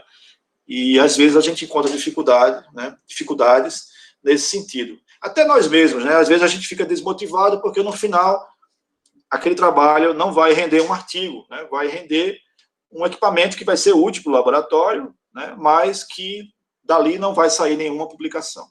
Então, é basicamente, Anderson, uma questão de ter ou não ter, né, o recurso financeiro para comprar o equipamento, né? Nos grandes laboratórios de metrologia, isso não é nenhum problema, mas para a gente aqui, certamente, é um problema. Com certeza, né? Essa parte que você disse aí, botar a mão na massa e até sair tudo, realmente é trabalhoso, né? A gente precisa aí que os estudantes, né, botem a mão na massa, né? E vão aprender muito, né? Também exato. E eu cito também, Anderson, só para complementar, eu cito também, aqui no nosso curso de física, né, nós não temos, por exemplo, né, estudantes do curso de eletrônica, por exemplo, certo? Então, no caso do departamento de física da UFPE, né, então a professora Sandra, por exemplo, tem alguns estudantes de iniciação científica que são do curso de engenharia eletrônica, né? Então, para eles, né, para aqueles alunos de eletrônica, por exemplo, montar esse circuito eletrônico pode ser muito interessante, né? Porque é a área de atuação dele, né? Montar um circuito, né? Então, ok? No nosso caso aqui, no nosso curso de física, nós não temos aqui na universidade um curso de engenharia, né? Pelo menos aqui na sede, curso de engenharia eletrônica é lá no Cabo, né? Então, isso é uma dificuldade a mais no nosso caso aqui, né? Então, se a série tivesse um curso de eletrônica, eu acho que seria mais fácil ter alunos da área de eletrônica motivados para trabalhar nesses projetos, ok? Ô, Victor, eu fiquei curioso, certo? Fiquei curioso com o seu trabalho. Eu gostaria de saber da seguinte situação. Eventualmente, nós teremos aqui na universidade, né, quando as coisas se organizarem, voltarmos às situações que eu não sei como serão, mas, eventualmente, a gente tem alguns eventos, tipo Semana de Física, curso de inverno, essas coisas. Gostaria de saber da possibilidade da gente visitar o laboratório, levar os estudantes, ver como o laser funciona, se é possível. Perfeito, claro, perfeito. Um planejamento para o futuro. Perfeito. Então, logo, né, o calendário normal aí retorne, né, das aulas presenciais, eu acredito que no ano que vem, esse ano, eu acho que eu não tenho muita esperança para esse ano, mas estamos à disposição. Na época que eu estava na Unicamp, no pós-doutorado, a Unicamp faz todo ano a Universidade de Portas Abertas. Então, não só a comunidade, né, dos outros cursos visitam lá o departamento, como também o pessoal fora da universidade, né? Então, tinha estudantes secundaristas, né, alunos que queriam fazer física, mas estavam no ensino médio. E lembra que eu comentei lá, o nosso laboratório era o laboratório mais bonito da Unicamp, segundo o Brito Cruz, né? Era o laboratório lá da Unicamp, era o mais colorido, né? Então, todo mundo ia lá para ver o laboratório piscando lá, né? Era a luz piscando vermelha, azul, verde, amarelo, laranja, né? Bom, o nosso laboratório aqui não tem tanto laser quanto o da Unicamp, né? Mas as portas estão abertas, a gente pode, eu acho que na semana acadêmica, né, que é geralmente em maio, acho que se até maio do ano que vem o calendário normal tiver retornado, a gente pode agendar, sim, uma visita ao laboratório, sem problema, estamos à disposição. Ótimo, excelente. Mais uma vez, assim, agradeço a todos presentes. Quem quiser fazer alguma pergunta, ainda estamos aqui. O professor Victor fez um excelente seminário e... Obrigado. Eu posso fazer uma observação? Posso fazer uma observação rapidinho? Claro. Eu devia ter falado antes, mas os alunos acho que metade da audiência já saiu, né? Eu queria chamar a atenção dos estudantes que ainda estão aí presentes pela oferta da disciplina de tópicos de ótica básica, né? Eu sou atualmente o coordenador do curso de Física. Chamo a atenção para vocês que a disciplina vai ocorrer, né? Já temos alguns estudantes matriculados e as matrículas encerram amanhã. Então, o pessoal aí, os estudantes que permanecem, que têm interesse e ainda não fizeram, façam sua matrícula. A disciplina de ótica vai ser, ela já ocorreu, eu já dei essa disciplina uma vez no passado. Nós tentamos oferecer no semestre passado, mas não no segundo semestre de 2019, mas não houve uma demanda. E agora, dessa vez, parece que ela vai ser ofertada. Então, pessoal que ainda não se matriculou, sugiro fortemente, façam a matrícula. Uma disciplina bem interessante. Ela tem o pré-requisito estar fazendo eletromagnetismo 1. Então, se você já fez, o correquisito, né? O correquisito é estar cursando eletromagnetismo 1. Se você já fez, então você pode se matricular, né? Se você já cursou eletromagnetismo 1, você pode fazer sem problema, né? Então, recomendo fortemente que façam a disciplina, é uma disciplina optativa, mas que é uma disciplina muito interessante. E quem está fazendo eletromagnetismo, né, essa parte aí, essa ótica, introdução à ótica, é o eletromagnetismo aplicado, tá? Então, recomendo fortemente que quem ainda não fez a sua matrícula, faça, porque é uma disciplina importante para o seu curso, e é eletromagnetismo aplicado, né, puro aplicado ali, tá bom? Então, obrigado pela atenção. Desculpa interromper, Pado, as suas considerações finais. Ok, isso foi ótimo colocar, porque ele relembra o nosso processo de matrícula desse semestre. Isso. Bom, muito obrigado a todos. Vamos agradecer ao professor Victor mais uma vez e na próxima semana continuaremos com os nossos seminários às quintas-feiras, às 16 horas. Uma boa noite a todos e até mais. Até logo a todos. Até mais, boa noite.